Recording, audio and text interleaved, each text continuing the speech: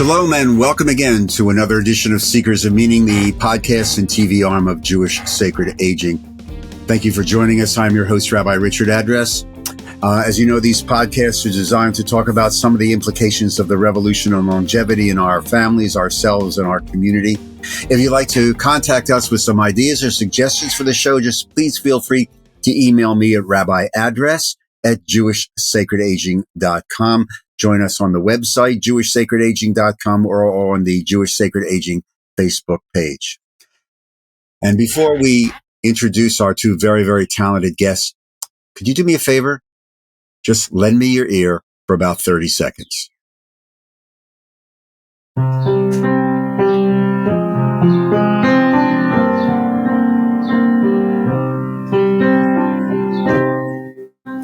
Ratzov v'shov ebb and flow. Ratzov v'shov ebb and flow. Where have I been? Where am I going to? Counting the days to the ebb and flow. Ratzov v'shov ebb and flow. Ratzov v'shov ebb and flow. Toda Rabbi.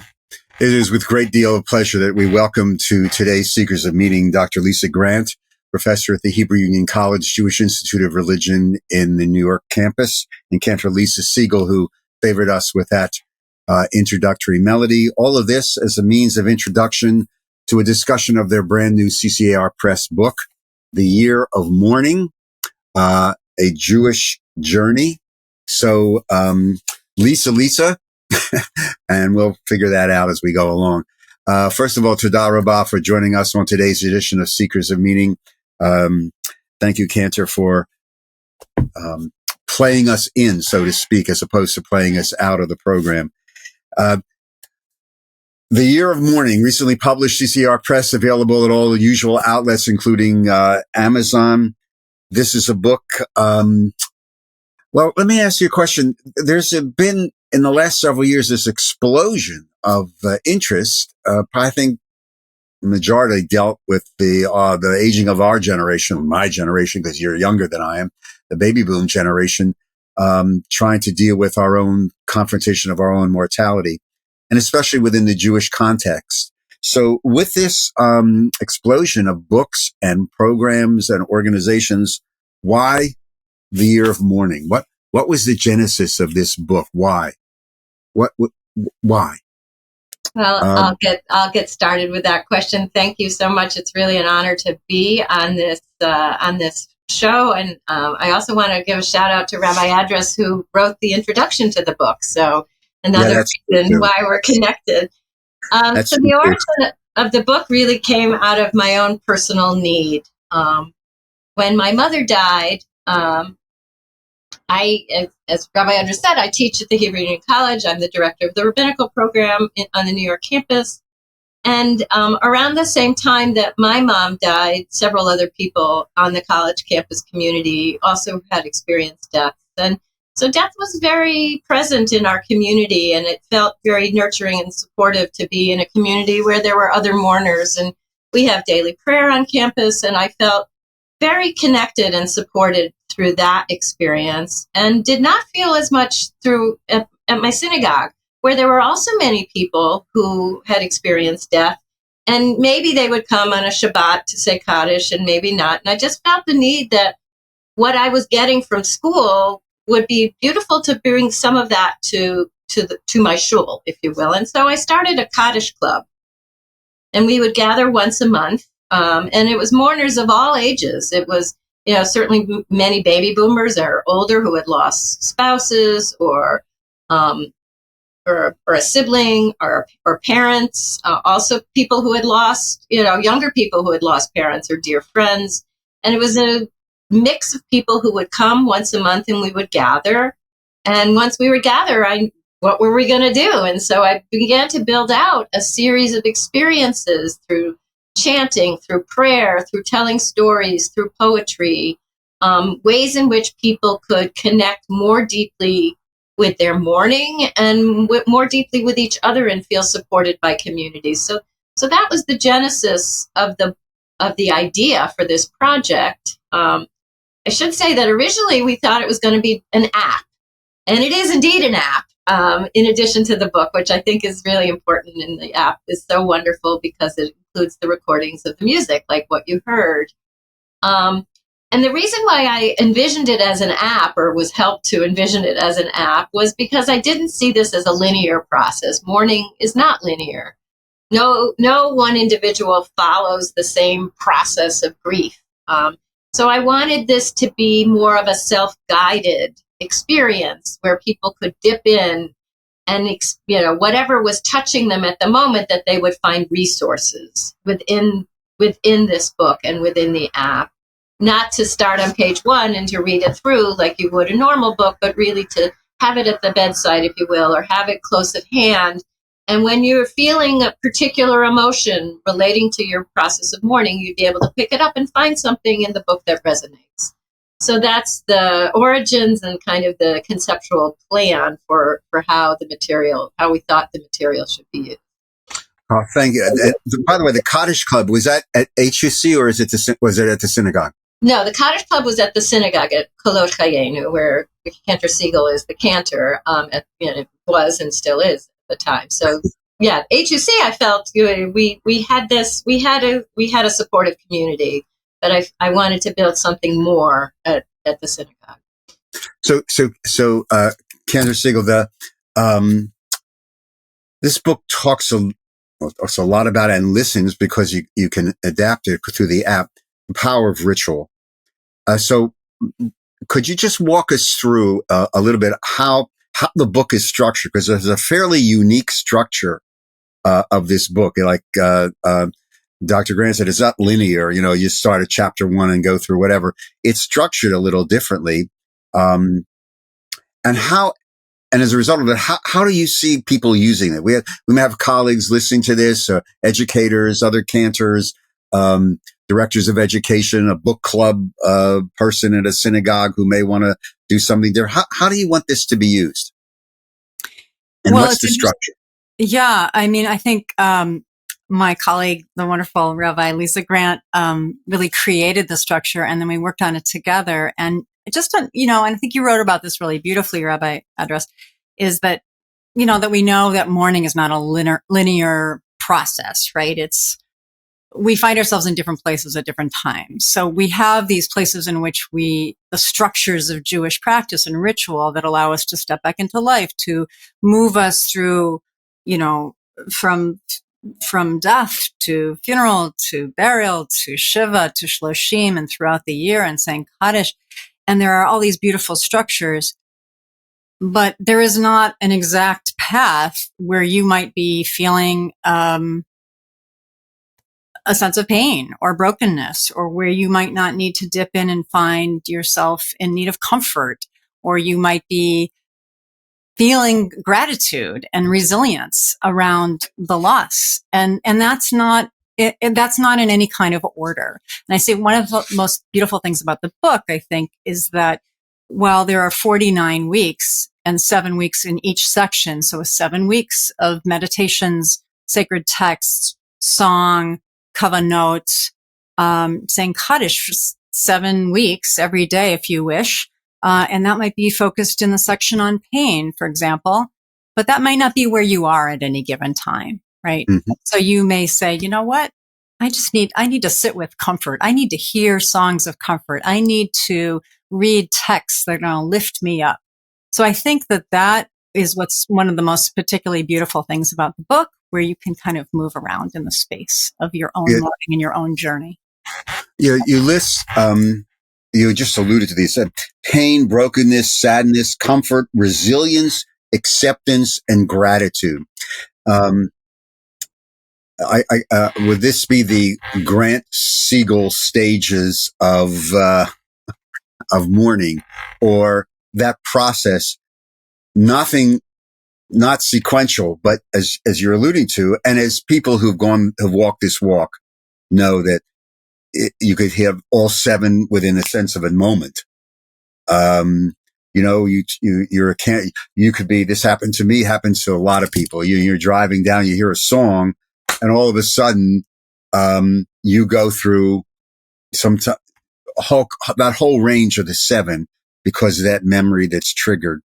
And again, you talk to me about the app because, Dr. Grant, you mentioned the app. Well, for those of us who may be technologically challenged, as my grandchildren constantly remind me, is the app in the book? Do I go to the app store, that mythical land of Oz, and download the app? And what is the name of the app? Talk to me about that. Where do I go to get it? That's great. The app is called Mourning, Mourning, or I think if you put in the year of mourning, you'll find it on the App Store. The easiest way to get it is on the CCAR Press website, where you can purchase both the book and the app. It includes the link to the app both on Apple and Android platforms. It is, I use technology. I'm definitely a technological immigrant and feel I have the basic level of knowledge. For me, it feels pretty easily accessible. You open up the app and you immediately get to the 7 themes that we've been talking about: pain, brokenness, sadness, so on and so forth. And if you click on one of the themes, it will go to so I just opened up sadness how can I live without you? And then it shows you weeks 1 through 7. And say you're in week 2, you click on week 2 and it will give you the components within each of the units, within that unit. And this mirrors the book. So yeah, Cantor Segal's showing it. So you can listen to the music. You can click on the kavanah, which is a reflection question to help you deepen a memory or evoke a quality or something very precious about the one you're mourning. Then you could do a brief text study, or you could look at poetry, and then every week ends with Kaddish. So within each of the weeks, there's 5 different modalities, if you will. You can go through them all linearly, or you can just say, right now, I want to listen to a poem or read a poem about sadness. Or right now, I'd like to study a sacred source about this to understand a better, deeper understanding of Jewish practices around mourning. So it's really for you to choose how you want to go. But I think in terms of accessing it, the app is designed to be pretty user friendly. And in a way, it's kind of similar to the design of the book, which I think is very lovely. And there's tabs for each of the themes. So you can, if you turn the book sideways, you can see, you can see the tabs, which make it easy for you also to open up and, get to the particular theme that you're exploring. Here's a crisp question. The app. Is the app free? If I go to the App Store or the CCR Press thing, is it free? Unfortunately, no. It's $6.99, which is it costs, but we hope it's affordable for most people. Yes, and one of the other things that people should know is that in the context of each one of the segments here, each one of the weeks, as you alluded to, there are poems from people who you will probably know. For Alden Solovey has some, and he's done several of his podcasts for us on his books. Scholars, commentators who've written something that speak to the particular theme. So it's a very broad based. There's a variety of different approaches from a variety of different people. So, Lisa B., you write about, I think, and talk a little bit about the power of ritual and the power of the nigun. So, walk me through, because a lot of people will go to some service or a funeral, and a cantor will start with a nigun. But how does it fit into this what is the mood? How does that melody create a mood? Let's just say to enter this conversation that you're talking about, and maybe you can give me an example of a nigun that you're particularly fond of, etc. Well, I'm fond of so many things. Well, I figured you would be. I think, I often start a funeral or a Shiva minyan with a nigun because, Abraham Joshua Heschel talked about it, how it can take us to a place beyond words. We are a people of words. We have extraordinary texts, extraordinary minds. There's so much, but in the same way that music touches, folks in dementia, for example, it lives in a different part of our brain. And so I think that in a way, we're in a kind of another country in mourning, right? We're in a place, even if you've experienced loss before, the loss that you're experiencing now is we're in the now, right? So I do often start that way because I think it really reaches us into some place that is in the inexpressible. And so I think one of the things that Kavanot help us with, that sacred texts, they kind of click open some part of our spirits, our souls, our minds, our hearts, and break things open to a way, but also hold us and are a container to hold grief, to hold that sadness, to hold the brokenness, to hold resilience, right? And so without words, a nigun can be really sort of infused with, I guess, the meaning that you need at that moment. So I feel like that is a hugely powerful thing. Now, that said, most of the songs that we are offering are songs with texts, or chants, where we're just focusing on a word, on just a theme, something, just to let us sink in. So give me an example of one of those. From the app or just generally? No, from the app, from the book, book. Oh, what an interesting question. Well, I guess I would say, and for those of you listening or what, we didn't rehearse this, so no. Okay, so here's one. I'm thinking of this. So this, from Psalm 90. Right? Limnot Yamenu, Kain Hoda, V'navi Levav Chochma. Teach us to number our days so that we can get for ourselves a heart of wisdom, right? So this beautiful text, and we can play it from the app, but I'll give you a little taste of it, is written by Yitz Husbands Henken. Beautiful, beautiful tune. And so I might just start like this in a funeral, in a shiva, or just sitting with someone, even holding someone's hand on a pastoral visit, or just being next to somebody. And I'll sing it as a nigun, and then I'll sing it briefly with the text. And I think they inform each other.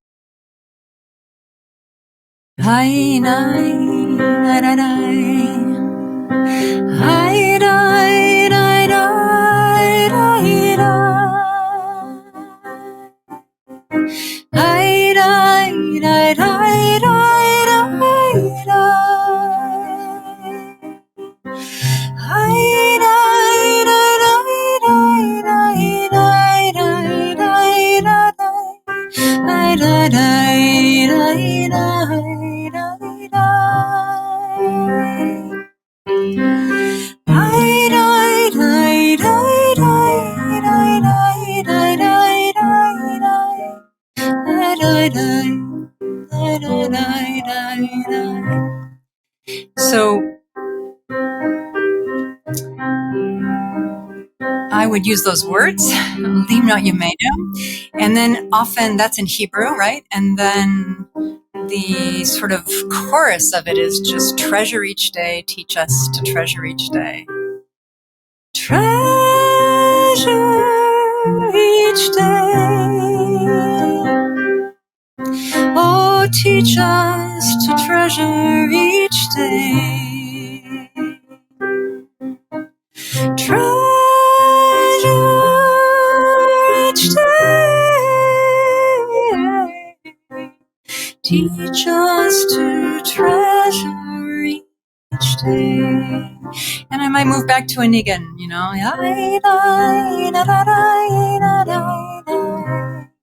It's almost a lullaby, right? Yes. So you talk about the nigun and the music that takes us to a place beyond words. Talk to me about the power of silence in this year of mourning. You know, the passage in Torah, Aaron confronted with the death of his sons and is silent.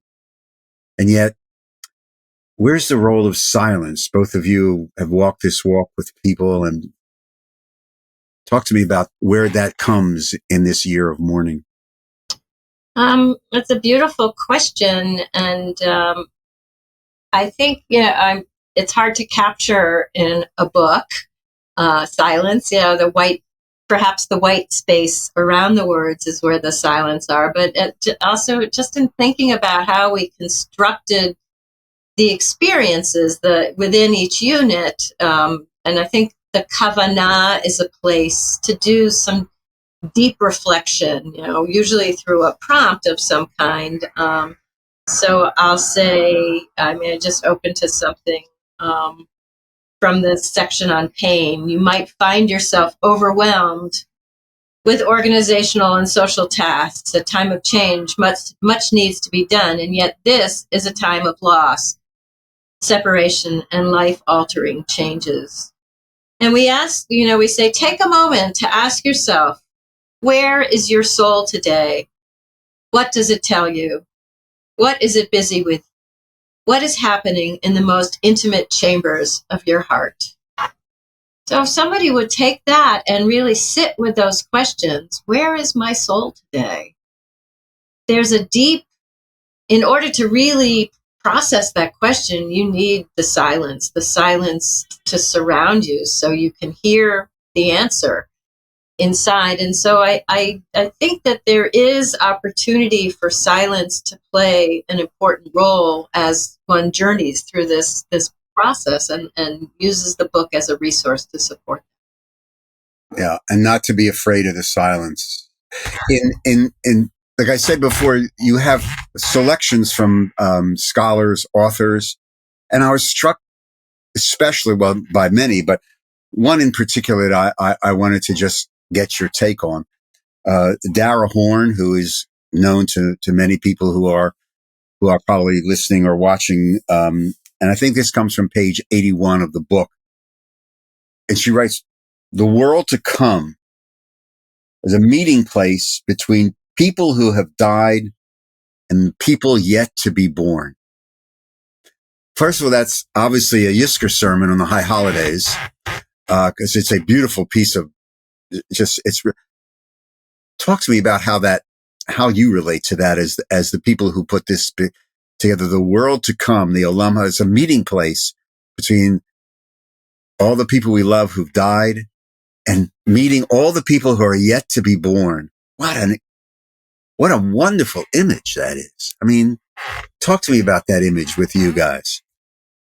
Yeah, and it's important to note that that's in the theme of comfort. Right. And I think, we placed it there because perhaps, even in the midst of your personal loss, there's hopefully some comfort to know that the world will go on, that new life will grow, and new ideas will emerge, and new wonders will come from new beings on the planet. And each of us is what Cantor Lisa just sang. Teach us to number our days. We're here on this planet for such a short time, even if we're blessed with long life. It's in the history of the world, it's such a short time, and to know that we're a part of humanity, this larger project, this larger story, I think can provide some comfort to us, that we have a small little chapter, and new chapters are yet to be written. And that's, and hopefully, whether they're your direct descendants, children, grandchildren, great children, or whether they're people whose lives you've touched through as a teacher or in some other way, you're part of that world to come as they carry you with them. No, it's a magnificent. I read it and immediately thought, well, I wonder which one of my parents had an opportunity to talk to my grandson before he was born and said, and I know one of them did, given the way he turned out. I know one of them had pulled him aside and say, listen, this is where you're going. This is what you got to do. And then you'll get anything you want. Cantor, Segal, those 7 themes rubric, they end in gratitude. We seem to be talking so much more now post pandemic about gratitude. Talk to me about your understanding, not only from the person who put this book together, but from your own pastoral counseling or of your own role of gratitude right now in our world. It's interesting. However long ago, Rabbi Grant approached me to join her to bring some of the music into the app and to eventually partner and consult in the book. At that time, in pre-pandemic, I had 4 parents, blended family, 4 wonderful, loving parents. And 2 years ago, I lost my father of blessed memory. And exactly a year later, I lost my stepfather, also of blessed memory. And one of the things I was thinking about, and a lot of congregants come and ask me this question, what do you mean, may their memory be a blessing? What does that mean? I've had, for some reason, recently, a lot of people have been asking that. Why do we say Zichronam livracha, Zichronam livracha, Zichronam livracha? And I'm married to a storyteller. And the truth is, as I have walked through my own path of mourning and grief, and finding my way, even as a cantor and a trained clergy person, you'd think, well, I know what to do. Well, I lost my dad. What am I supposed to do? What's happening? And so, I was going to say, just to follow up with what Rabbi Grant was saying, is that at the end of each of the Kaddishes, when we say Kaddish Hatom in the app, we follow it with Zichronam livracha, which is written by the beautiful Cantor, a little bit of a song by Cantor Anita Schubert. And we at Kolot, we sing this every week. We ask everyone to rise at the end of Kaddish Hatom, and we sing for those who have no one to say Kaddish for them. And then we all sing together. So people are rising on their own for Kaddish, for Yahrzeit. And I guess for me, that sense of gratitude is really related to the question you were talking about before, Olam Haba. How do we live into the world? How is it's our memory, it's our stories, it's the connections that we all feel, and the way that we share our stories with each other, the way that poetry and music and photos and life and video and all of the things that keep someone's going. But we say their memory is a blessing because they're all around us. They're all around us. So whatever your belief system is, some people might think they're floating around us. There's angels and they're talking to them. But, there's beautiful, beautiful texts around all of those things and rituals. But whatever your belief systems, whether you think of any of those things or not, they're with us, right? And so the gratitude for me is that my father and my stepfather's memories are lifted up. The other people I've lost in my life, they're lifted up. All the people that I walk alongside of in this journey, as a cantor, as a clergy person, moving through this time, their memories are lifted up. So to me, there's enormous amount of gratitude in the way that we don't forget someone and that we really lift their story and their memory up. Now, memory is increasingly, especially as we get older, this comes up all the time in the workshops and classes we do at Jewish Sacred Aging. At a particular period of time, especially in the workshops on caregiving and sometimes on text, end of life stuff. But the power of creating moments of meaning. And if you're blessed with grandchildren, the realization that comes to some people at some time that no matter how hard you pray and no matter how many services you go to, we can't go where they're going. So the memories are what they take with them of us.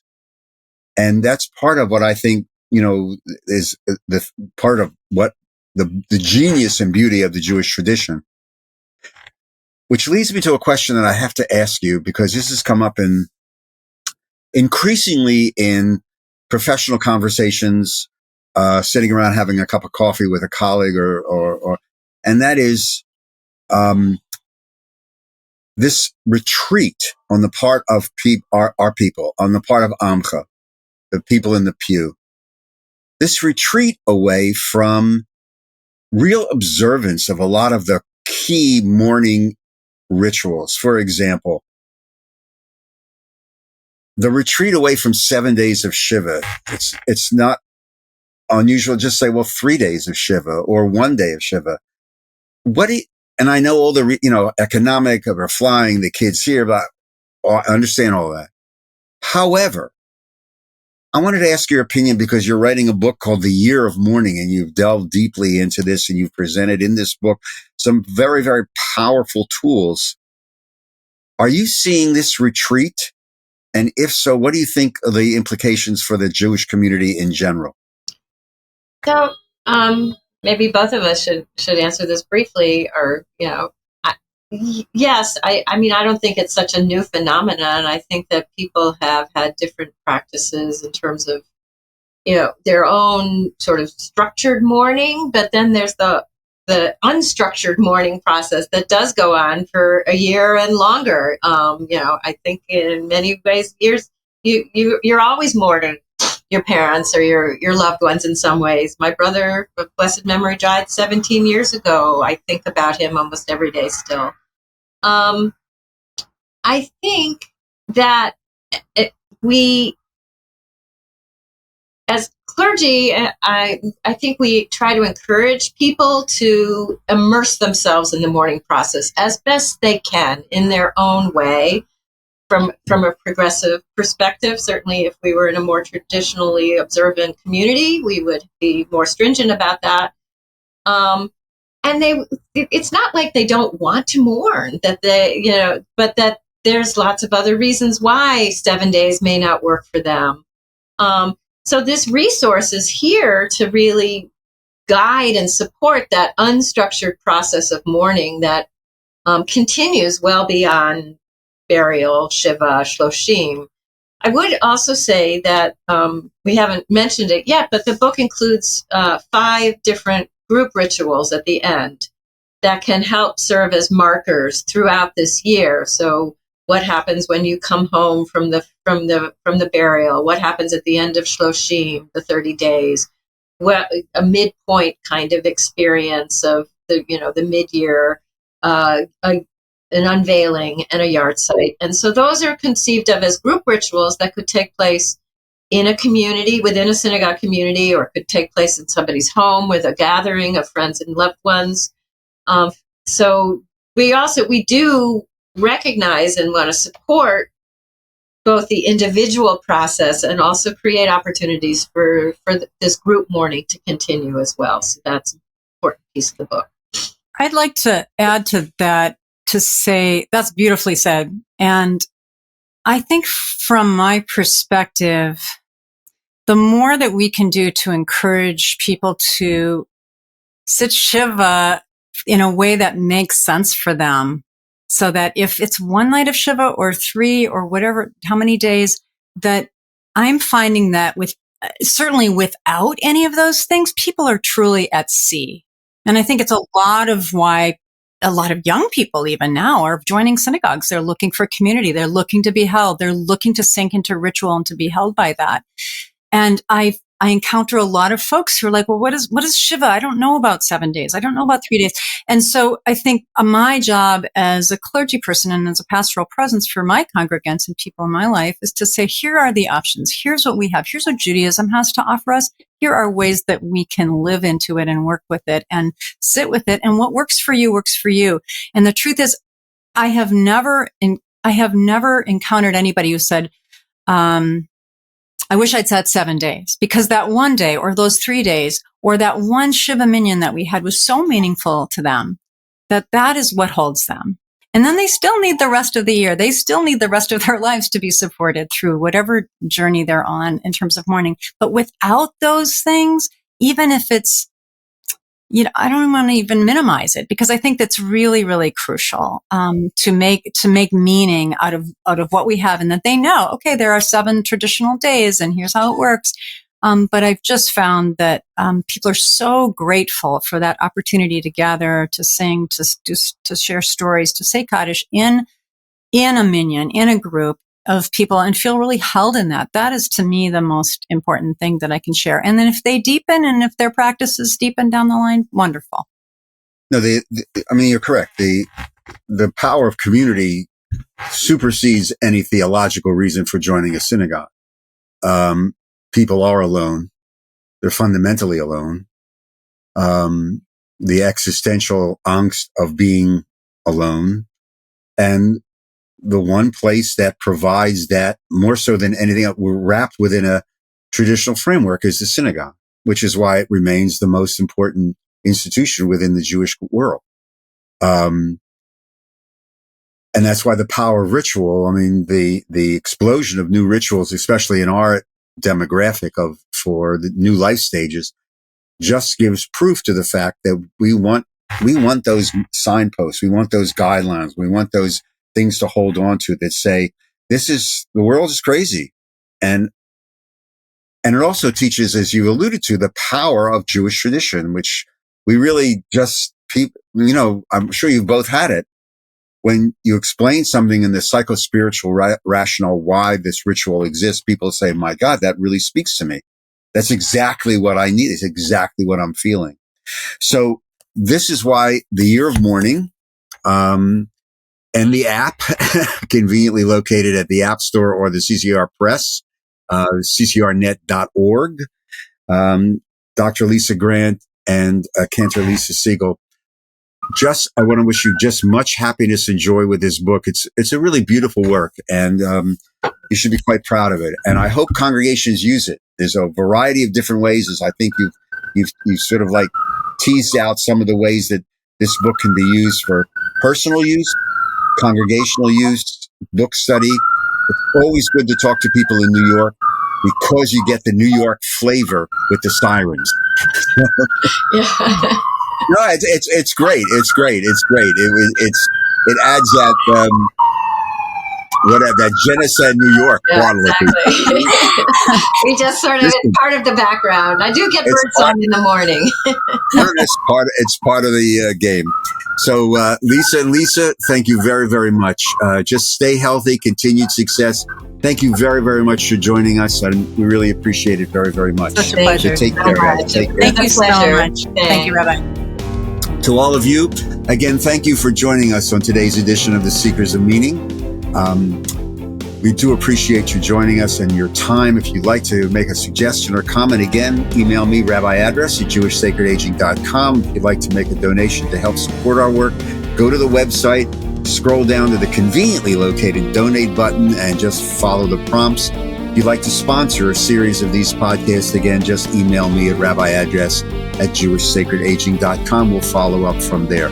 And a reminder that Seekers of Meaning is produced at the Broadcast Center of Lubetkin Media Companies in beautiful Cherry Hill, New Jersey. And again, a shout out to our tech genius and producer, Steve Lubetkin. Again, thank you for joining us. I'm your host, Rabbi Richard Adress. Until the next edition of Seekers of Meaning, please take care of yourself, stay safe, and most important right now, just be kind to one another. Shalom.